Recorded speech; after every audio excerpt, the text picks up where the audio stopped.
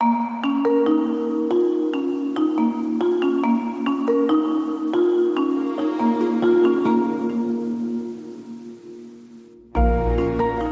going to happen to this guy? Well, I hope he's going to be found guilty, I would imagine, and I hope he gets the death penalty. What he did, Charlie Kirk was the finest person. He didn't deserve this. He worked so hard and so well. Everybody liked him. Olá, bem-vindos ao podcast O Mundo a Seus Pés, um programa semanal da secção internacional do Expresso. Estamos a gravar na sexta-feira, 12 de setembro de 2025, 2 dias após o homicídio a tiro de Charlie Kirk, um ativista de 31 anos, próximo do presidente dos Estados Unidos, Donald Trump, que intervinha num debate numa faculdade no estado de Utah quando foi baleado. Não houve grande dúvida em considerar que este ataque fora motivado politicamente, ou seja, que Kirk morreu pelas ideias que defendia. Era uma estrela ascendente no movimento MAGA, Make America Great Again, que contribuiu para a reeleição do atual chefe de Estado e tinha especial êxito junto da população juvenil, considerando os analistas políticos que valeu bastantes votos dos mais novos em Donald Trump nas presidenciais de novembro passado. Para perceber os efeitos que este crime possa ter na democracia americana e numa população já de si polarizada, são minhas convidadas Diana Soler, investigadora do Instituto Português de Relações Internacionais da Universidade Nova. Olá, Diana. Olá. E a Catarina Maldonado Vasconcelos, minha camarada na secção internacional do Expresso, que tem coberto este assunto no nosso jornal. Olá, Catarina. Olá, Pedro, obrigada pelo convite e olá, Diana. Olá, Catarina. A sonoplastia deste episódio é do João Luís Amorim, a quem também agradeço. Subscrever o Expresso é ter acesso à melhor informação, a uma vasta oferta de conteúdos exclusivos e à opinião de referência. Subscrever o Expresso é tornar-se membro do nosso clube, poder ser voz ativa de uma comunidade informada e beneficiar de vantagens exclusivas. Subscreva o Expresso em expresso.pt/digital. Expresso. Liberdade para pensar. Catarina, foste a primeira a agarrar neste assunto quando recebemos chocados a notícia da morte de Charlie Kirk, numa semana que já nos tinha abalado na atualidade internacional com o ataque israelita no Qatar e depois os drones russos na Polónia, achando nós que mais nada nos poderia acontecer. Acontece não a nós, mas a Charlie Kirk, esta tragédia, uma bala que o mata, deixando uma viúva e 2 filhos e um país em choque. Quem era afinal Charlie Kirk, Catarina? Em Portugal era uma figura pouco conhecida e agora saltou para a ribalta por estes motivos trágicos, mas esta figura foi construindo o seu percurso ao longo de vários anos. Não se tornou agora conhecida nos Estados Unidos. É um ativista conservador, com ideias conservadoras, não é? Que nasceu e cresceu num subúrbio perto de Chicago, Illinois. O seu pai era arquiteto que trabalhava na firma que construiu a Trump Tower e a sua mãe era conselheira médica. Na altura em que se formou no liceu, conheceu William Montgomery, um empresário e ativista conservador que o incentivou a tornar esta sua atividade política a tempo inteiro. Por volta dos 18 anos, Kirk fundou a Turning Point USA. Portanto, ele abandonou os estudos para se dedicar de corpo e alma à política. Exatamente. Foi recebendo quantias de dinheiro, financiamentos de várias figuras do Partido Republicano. A visão do mundo de Kirk era inicialmente muito centrada na economia, ou seja, um Estado menor, menos impostos, mas essa reação contra as forças liberais nos Estados Unidos foi evoluindo e foi abarcando outro tipo de áreas, e ele foi levando estas ideias aos campi universitários dos Estados Unidos. Portanto, a ideia da Turning Point USA era combater a esquerda política, dizem eles a esquerda, não é? nos Estados Unidos, que não é bem esta a divisão, mas eles consideram desta forma, principalmente nestes meios universitários que eram e são considerados, não é, bastante mais progressistas, até woke pela direita, como a vê. E esta organização que tinha de especial é que conseguiu muito facilmente captar a atenção dos jovens, vendo-os como o futuro deste movimento conservador. Portanto, conseguiu oferecer uma organização de ideias e de estilo de vida a milhares de membros que depois se juntaram à Turning Point USA.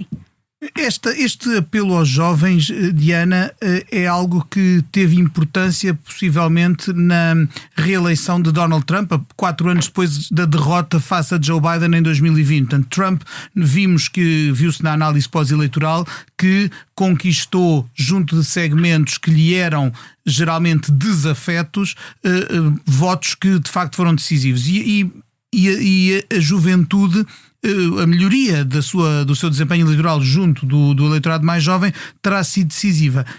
Pessoas como Kirk são de facto importantes para um quase octogenário que quer voltar ao poder. Eu diria que sim, e diria que sim essencialmente por uma razão. Esta campanha eleitoral, aliás como outras anteriores, mas esta em particular, funcionou muito na questão das redes sociais, através das redes sociais, através dos podcasts, através, enfim, destes quase animadores políticos, vamos pondo assim, não é? Destes jovens, porque Kirk também era jovem, tinha 31 anos, irem de terra em terra. Aliás, isto acontece muito nos Estados Unidos. Quem conhece o país sabe que quando os candidatos estão verdadeiramente empenhados, também acontece muito nas ruas. As pessoas vão de porta em porta, conversam, explicam porque é que alguém deve ou não deve votar em determinado candidato.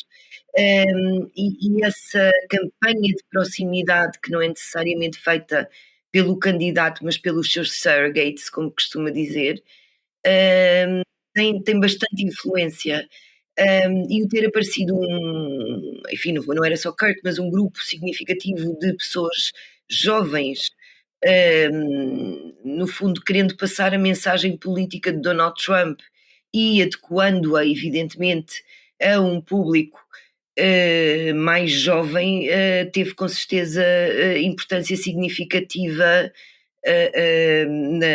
na eleição de Trump. Aliás, a Catarina estava a dizer, e muito bem, que Charlie Kirk não era conhecido em Portugal, mas era uma figura de proa nos Estados Unidos. Era uma figura pública, vamos pôr assim. E portanto, isso demonstra que nos Estados Unidos, enfim, este tipo de pessoas continua a ter um impacto enorme. Não existe tanto isto na Europa, mas existe muito nos Estados Unidos. Nós, entretanto, à medida que vamos gravando este podcast, vão surgindo informações sobre o alegado assassino de Charlie Kirk. Não sabemos muito sobre esta pessoa, sabemos que se chama Tyler Robinson, era do Utah, do estado onde se deu a morte de Kirk, tem 22 anos e terá sido o pai a convencê-lo, de alguma forma coagi-lo a entregar-se às autoridades depois de ter passado algum tempo em fuga. A rapidez com que, por um lado, vamos sabendo estas coisas e, por outro lado, com que as autoridades e o próprio presidente Donald Trump prometem retaliação, são uma mostra de que o Estado funciona e que as autoridades estão lá para proteger as pessoas e punir os infratores, ou pronunciam um acréscimo de repressão, na vossa opinião, nos próximos tempos? Hoje ouvimos Trump dizer em direto na Fox News que deseja que o assassino presumível apanhe a pena de morte. Ele disse isto em direto. Claro, é algo que não cabe ao presidente e sim ao tribunal decidir se vier a ser condenado, mas o que é que isto faz ao ambiente de um país? Há duas vias porque me interessa explorar este tema. A via da convivência política já de si degradada nos Estados Unidos, e outra, uma administração que se quer mostrar forte na aplicação da lei, na punição dos criminosos e dos infratores, ou dos que a Casa Branca vê como tal. Catarina, que te parece este clima criado? É um clima em que eu vejo os analistas, em primeiro lugar, muito preocupados. Analistas como a Diana Soler, muito preocupados. Nós vemos que a violência política tem aumentado, ou temos esta percepção, porque devemos sempre falar em números, mas a violência política tem estado nas notícias frequentemente.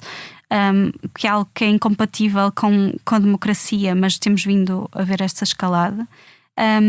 Tem de haver, obviamente, um luto por haver esta morte e uma condenação inequívoca, mas a verdade é que esta violência política está a romper as regras do jogo democrático.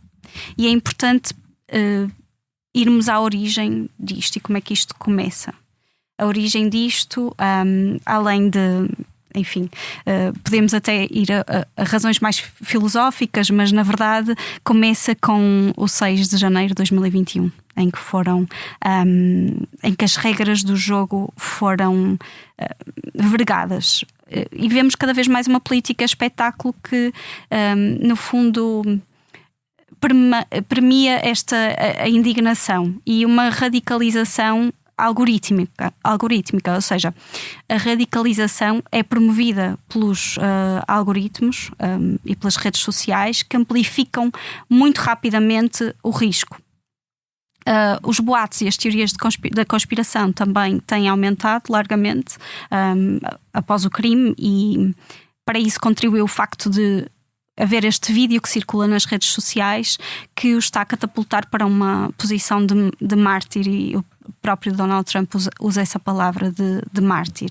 Sim, aqui ajuda também o facto de Kirk ser alguém que, para quem a religião era importante, a fé estava no cerne não era só uma característica dele, muitas pessoas no mundo têm fé, mas a fé era para ele também um aspecto da sua intervenção pública que ele usava abertamente e que, portanto, também ajuda a fazer dele de facto esse símbolo religioso. Aliás, viu-se em muitas das vigílias que houve nestas 2 noites desde o homicídio, precisamente muitas imagens religiosas, e mesmo nas palavras que foram ditas pelos seus fãs, havia sempre essa aura. Sim, Donald Trump e outros líderes têm por vezes, ou adotam por vezes, uma narrativa messiânica. E neste caso, o facto de Charlie Kirk se ter aliado a esta causa cristã, que fez muitos jovens também adotarem o cristianismo com muito mais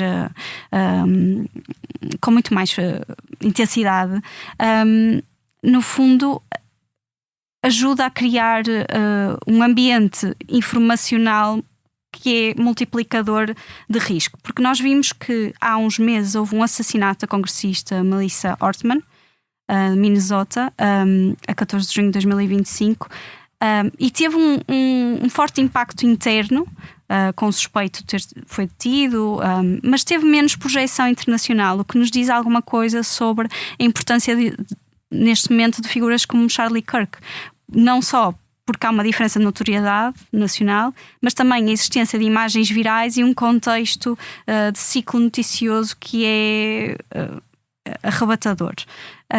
E temos vários outros casos de violência que é politicamente motivada, não só o caso, não só de ambos os lados, ou seja, mesmo o caso de Luigi Mangione, que assassinou o CEO da United Healthcare há alguns meses por convicções políticas. Agora, para mim, este caso evidencia que existe uma culpa penal que é fundamental de ser apurada e compete aos tribunais, obviamente, e às autoridades, mas existe também uma culpa moral, e essa tem que ser um exame de consciência da América como país.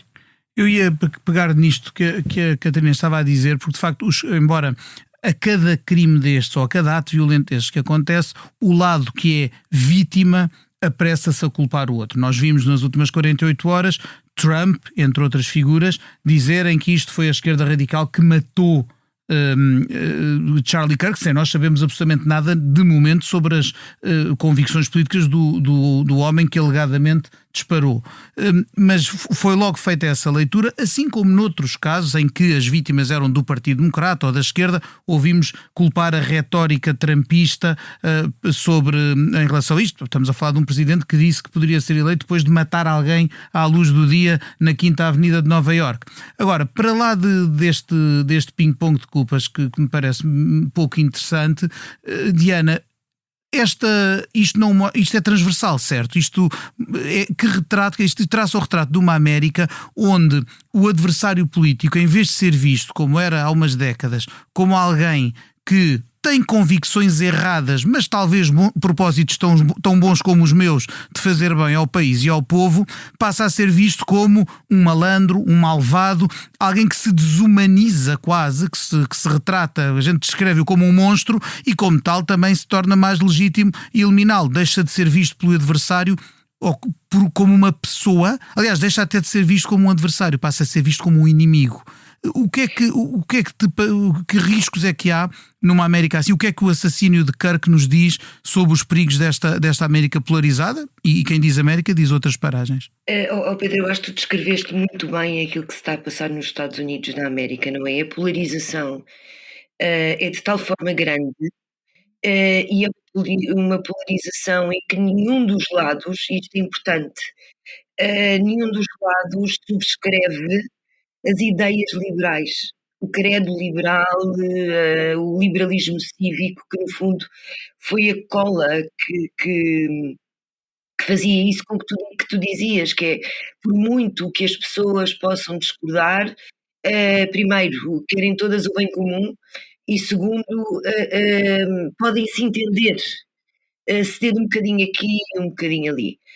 As forças que nós temos agora nos Estados Unidos, uma esquerda muito radicalizada, que o John Gray chama hiperliberais, e uma direita super ultraconservadora, que se autodenomina de pós-liberal, não é por acaso que os dois nomes, no fundo, adjetivam o liberalismo para outras paragens. No fundo, fazem exatamente isso que tu estavas a dizer, que é a única coisa, como são teorias, ideias de tal maneira transformadoras que exigiam alguma engenharia social para ser implementadas, não o outro, portanto, aquele relativamente ao qual cada uma das ideologias define, a direita radical para uns e a esquerda radical para outros, têm que ser eliminados. Eliminados no sentido, na maior parte das vezes, evidentemente, no sentido político da palavra, ou seja, aquela ideologia tem que desaparecer. Cada um destes grupos só visualiza uma vitória total sobre o outro. Evidentemente que, com a polarização, com uma maior generalização da violência, com 20% dos americanos de ambos os lados, a acreditarem que a violência política é uma forma legítima de atingir fins, este tipo de situações vai-se adensando. No caso de Kirk, acaba por ser um bocadinho diferente, precisamente aquilo que tu e a Catarina estavam a dizer, que eu acho que é fundamental, que é, há uma franja, e o próprio Trump disse logo no primeiro discurso que fez sobre Kirk, há uma franja que está a tentar martirizá-lo. Ou seja, no fundo, usar a matriz cristã que estes grupos todos têm, para, no fundo, tornar esta morte em algo que ultrapassa a política, numa coisa que se torna quer dizer, um martírio, e os martírios levam atrás de si uma série de conceitos no fundo, lutar-se mais pela causa. Nunca é dito, mas se um dos nossos morreu, então isto já passou tudo um determinado limite em que nós também podemos fazer alguma coisa. E, portanto, eu acho que este momento é absolutamente crítico, e a forma como isto vai ser tratado, ou já está a ser tratado, também é crítica. Infelizmente, eu não estou a ver muito bom senso a tratar esta questão, o que também, de alguma maneira, não é surpreendente, dada a questão da polarização e daquela ideia de vitória total, que equivale à derrota total do outro, que eu falei anteriormente. Nós também ouvimos, se bem que as principais figuras do Partido Democrata, nomeadamente o ex-presidente Barack Obama e o seu também ex-presidente Joe Biden e outras figuras fizeram uma declarações de repúdio total por este crime. É verdade, também estão as redes sociais cheias de outros comentários que acusam a própria retórica de Charlie Kirk de ter contribuído para a sua morte, como se fossem palavras que fazem premir um gatilho e não o dedo de alguém que tome essa decisão conscientemente. Isto também ou seja, o que é esta dificuldade em nós olharmos para alguém e pensarmos, esta pessoa tinha ideias que eu posso considerar repugnantes, erradíssimas, revoltantes, o que quer que seja, e muitas pessoas acham isso sobre as ideias de Charlie Kirk, mas dizem ao mesmo tempo, matá-lo é um ato hediondo que não pode ser tolerado numa sociedade civilizada. Eu tenho dificuldade em perceber como é que se chega, como é que isto não entra pelos olhos de alguém, independentemente do seu posicionamento político.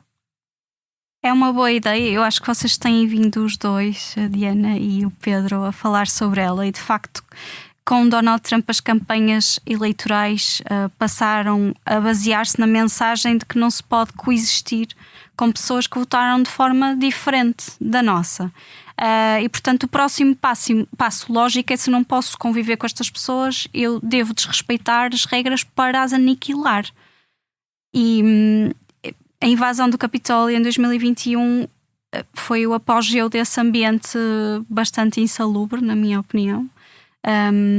E desde então, ambos os lados, se considerarmos que estamos de facto em trincheiras neste momento, têm usado a violência como estratégia. A violência não deve ser uma estratégia, não é? Mas muitos acreditam que se o próprio presidente o faz,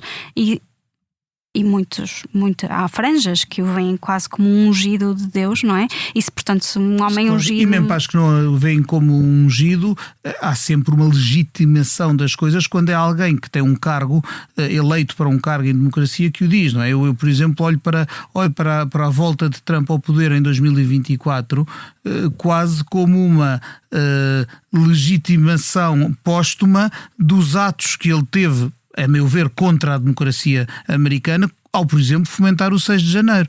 Mas a verdade é que tudo isso, a vitória eleitoral parece ter, de alguma forma, e eu não estou a dizer que concordo com isso, apagado ou de alguma forma isentado, amnistiado esse ato. E ele, de facto, depois indultou todos os envolvidos que tinham sido condenados. Está-se a legitimar, dentro da democracia, coisas que, a meu ver, contribuem para destruir. E isso está a ser importado por outros países. Nós vemos essa lógica, nem por acaso esta semana aconteceu o julgamento de Jair Bolsonaro, mas vemos outros casos como a França também atravessa uma forte turbulência política e social com grandes protestos nacionais, uma grande instabilidade. O Reino Unido tem assistido também a protestos anti-imigração, com episódios de grande desordem e instrumentalização por redes extremistas. E violência política, não esqueçamos a deputada Jo Cox, que foi assassinada durante a campanha do referendo do Brexit. E eu acho que um ponto também importante sobre isto, porque o mundo continua a girar, não é? É que estes abalos nos Estados Unidos em França, no Reino Unido e em outras democracias, alimentam as narrativas de uma fragilidade ocidental. Ou seja, se durante décadas nós olhámos, depois da queda do Muro de Berlim, para os nossos antagonistas, vamos chamar-lhes assim, como a Rússia e a China, como regimes iliberais e que, por serem regimes iliberais, tinham essa fraqueza. Hoje vemos olhar para nós e detectarem que a nossa fraqueza é a democracia. E nós estamos a transformar a democracia numa fraqueza nossa, o que é absolutamente perigoso, porque países como a China e a Rússia podem explorar esta instabilidade através de operações de informação e ir corroendo cada vez mais a confiança e a coesão entre aliados, não é? Entre tradicionais aliados. De que forma é que este crime pode também servir de pretexto à administração, a uma administração que se mostra dura para, digamos, atropelar cautelas e escrúpulos na aplicação da lei, Diana? Ai, Pedro, isso é uma pergunta tão difícil. Não sabemos, quer dizer, não sabemos o grau. Nós sabemos uma coisa acerca da administração de Trump e do próprio Donald Trump, que é o seguinte: ele foi eleito na base de ser um outsider, na base de não pertencer ao mainstream e de desprezar de alguma maneira o mainstream. E a verdade é que no primeiro mandato não foi assim, mas desta vez ele praticamente governa através de ordens executivas que podem, evidentemente, e têm sido, aliás, escamoteadas e barradas por tribunais e, enfim, tudo isso é verdade.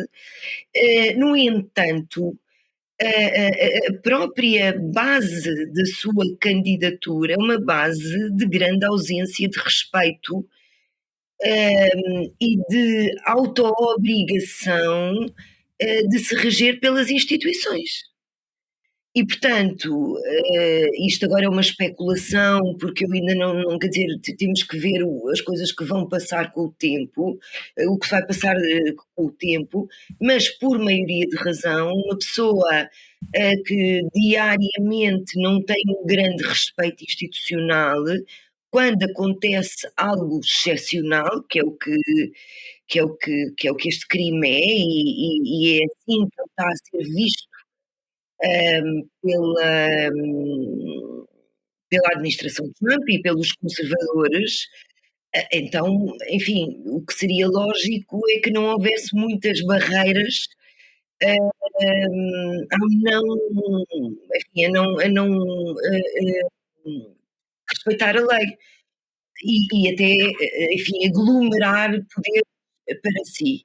A verdade é que isso ainda não aconteceu nos Estados Unidos, como aconteceu noutros países do mundo, em que um homem forte, um presidente não democrático, vai, no fundo, tentando trazer para si uma série de poderes na comunicação social, o poder judicial, o controle da opinião pública, etc. Ainda não se vê nada disso nos Estados Unidos, até porque a comunicação social é muito forte e independente, mas não sei até que ponto é que isto não pode gerar algum problema. Se não te importas, Pedro, eu acrescentaria 2 ou 3 coisas àquilo que a Catarina disse Claro muito que sim. rapidamente, que eu acho importante. A razão porque eu acho que todos ficamos horrorizados é que, independentemente do que Charlie Kirk defendia, isto é um crime contra a liberdade de expressão, não é? Foi Exatamente. tirada a vida a um homem porque se estava a expressar livremente e em céu aberto e sem segurança, porque confiava que no seu país a palavra era livre, a expressão era livre e que ele não iria sofrer qualquer castigo por ter qualquer tipo de ideias, ainda que fossem muito exóticas. E o que nós vimos acontecer nos Estados Unidos foi verdadeiramente um crime contra a liberdade de expressão. E isto é assustador também por isso. Claro, e deve Não é revoltar qualquer democrata, não é? qualquer democrata, mas ao mesmo tempo, e a Catarina aqui tem mais conhecimento que eu e pode corrigir-me, eu não tenho visto muita gente do outro lado de lá, nem sequer de cá, a falar nisto. Isto é um crime contra a liberdade de expressão. E isto mostra, de alguma maneira, de que forma as nossas sociedades se degradaram e olham para isto como um crime contra alguém que tinha umas ideias exóticas. Uhum. Ou seja, As vemos os pessoas- democratas nos Estados Unidos a fazê-lo, pelo menos no Twitter, mas cá não, é isso? Nem cá, nem muito Certo. republicanos, quer dizer, no fundo isto também demonstra de alguma maneira que há uma degradação, porque não é isto que as pessoas pensam, não quer dizer que elas estejam erradas, Uhum. só que a ideia de que isto é um crime contra a liberdade de expressão, que foi a primeira que eu tive, não é? Uhum. Quando se vê aquele vídeo horrendo, percebe-se perfeitamente que ele estava a falar, estava a fazer uma comunicação, tinha gente à volta dele, estava numa universidade e é morto a tiro, não é? E Claro. isso configura completamente um crime contra a liberdade Claro. de expressão. E é tal E isto não coisa que. está a ser enfatizado. Não, e De alguma maneira.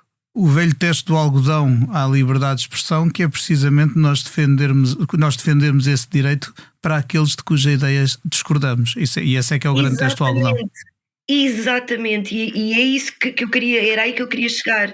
Quer dizer, ao não estarmos todos unanimemente a condenar isto também por ser um crime contra a liberdade de expressão, de alguma maneira mostra que nós já não pensamos nisso, nós, coletivo, não é? Já não pensamos nisso em primeiro lugar.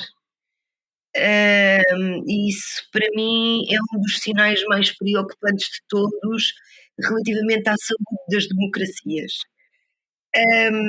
E aqui chega à ideia da alimentação da narrativa, da fragilidade ocidental, que a Catarina também falou e muito bem. E eu acho que este crime está a ter precisamente o efeito oposto, não é? Em vez de estarmos a analisar quais são as fragilidades das nossas democracias e de que maneira é que podemos transformá-las para nos tornarmos menos vulneráveis, quer a nós próprios, quer à narrativa que nos pode destruir enquanto mundo livre, vamos pôr assim, estamos aqui, no fundo, a pensar como é que isto vai prejudicar ainda mais a nossa liberdade. E não deixa de ser. Eu não sei se me estou a conseguir expressar bem, mas não deixa de ser uma coisa preocupante. Ou seja, aqui há uns anos atrás, nós estaríamos todos preocupados que como é que nós consertamos a nossa democracia. Uhum. Para, aqui neste caso a democracia americana, não é nossa, mas como é que se conserta a democracia americana para estas coisas não continuarem? E o que nós estamos a ver ou a analisar isto vai tornar a nossa democracia ainda mais frágil? Uhum. Portanto, há aqui um shift no nosso pensamento que não devia ter existido, que não devia existir. Ora bem, e que tem o risco também, acrescentaria eu, de se espalhar pelo resto do mundo, porque o que acontece nos Estados Unidos, tarde ou cedo, acaba por chegar à Europa e às outras democracias do mundo. E acontecer esta série de retaliações, não é? Retaliações em série. Sim, cada um justifica a ação seguinte pela ação anterior e entra-se num ping-pong de círculo vicioso de que nunca mais se sai. Sim, eu acho que também passa por isso. Quer dizer, vamos ver, é cedo para dizer qual vai ser a reação. Eu ainda tenho alguma. Enfim, as pessoas individualmente terão que julgar o que aconteceu e comportar-se perante o que aconteceu, não é? E escolher. Mas isso é um problema, essa ideia que a violência gera violência, não é? Uhum. Também podemos estar um bocadinho à beira disso. Sim. Estamos a chegar ao fim do nosso tempo e para talvez contrastar com esta nota pouco otimista que noto aqui em nós três, vou fazer-vos a pergunta com que encerro todos os episódios do Mundo a Seus Pés. E é esta: se neste momento pudessem viajar para qualquer parte do mundo, para onde é que iriam e porquê? Diana. A última vez que eu gravei este programa tinha acabado de chegar da Albânia e vinha doida, contente, gostei imenso do país, mas agora parece-me que a Albânia é muito perto, sei lá, ia para a Nova Zelândia, onde há imenso espaço para pensar, para escrever, e para pensar nisto tudo que nos está a acontecer às nossas democracias, que é uma coisa que me preocupa muito agora, mas que gostava de ir para um sítio com espaço. Muito bem, parece uma boa sugestão. Todos estamos a precisar de espaço para respirarmos depois do sufoco que tem sido os últimos dias. Catarina, qual seria o teu destino de eleição? Curiosamente, e também depois de ter falado com a Diana deu-me essa recomendação da Albânia, eu cheguei tarde ao livro da Lia Ipi. Que é tão bonito. Que é livre, exatamente livre, como me tornei adulta no fim da história, e agora está a ser publicado um novo livro. Então eu estou a lê-lo agora, estou a ler o primeiro e estou a adorar e a conhecer melhor pela visão de uma criança, o que é sempre ternurento e interessante, como foi o regime, não é? O regime de ditadura socialista na Albânia, e tenho agora muita curiosidade de visitar o país porque não conheço. Muito bem, qualquer deles me parece uma sugestão interessante, ambas muito diferentes, e com elas encerramos este episódio do Mundo a Seus Pés. Resta-me agradecer às convidadas. Obrigado, Diana, obrigado, Catarina. Obrigado, João Luís Amorim, pela edição técnica. Obrigado sobretudo a si que nos ouve semana após semana no Mundo a Seus Pés. Para a semana o podcast regressa com outros convidados, outros assuntos. Até lá, até breve e até sempre.